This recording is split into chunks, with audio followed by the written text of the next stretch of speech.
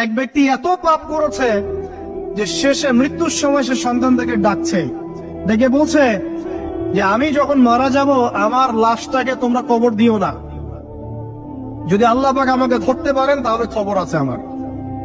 কি করতে হবে? সে বলছে যে আমার দেহটাকে তোমরা পুড়িয়ে ফেলবে এবং পুড়িয়ে ফেলার পরে ছাইগুলোকে একত্রিত করবা, পুরো অর্ধেক ছাই সমুদ্রে ভাসিয়ে দিবা, অর্ধেক ছাই বাতাসে উড়িয়ে দিবা। সন্তানরা তাই করলো। মৃত্যুর পর আল্লাহ পাক এই সমুদ্র এবং জমিনকে বাতাসকে আদেশ করলেন যে তোমরা ছাই জড়ো করে দাও। আর মানুষ আর জিন আল্লাহর কথা না শুনলেও এই প্রকৃতি আল্লাহ পাকের কথা শোনে। বিজ্ঞান বলে প্রকৃতি থেকে সব হচ্ছে। কি প্রকৃতি? প্রকৃতি কি, কাকে বলে? মানুষকে আল্লাহর ইবাদতকে বাদ দিয়ে প্রকৃতি পূজায় নিয়ে গেছে। এই পুরো প্রকৃতি আর মহাবিশ্বে এক আল্লাহর ইবাদত করে। কে সৃষ্টি করলো প্রকৃতি? প্রাকৃতিক ভাবে হয়েছে সবকিছু বলে, আল্লাহ থেকে হয়েছে বলা যাবে না। বললে আপনি মৌলবাদী হয়ে যাবেন।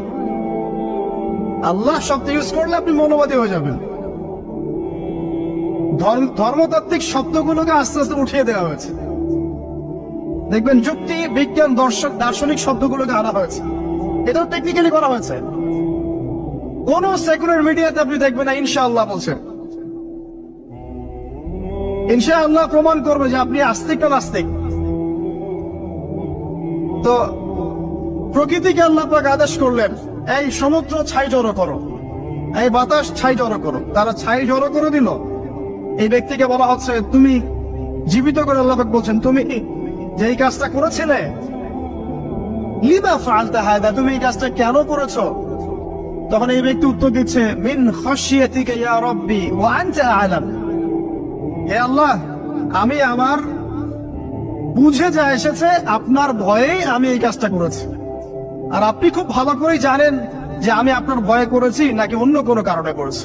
মানে আপনি আমার মনের কথা জানেন। আল্লাহ পাক তাকে মাফ করে দেবেন।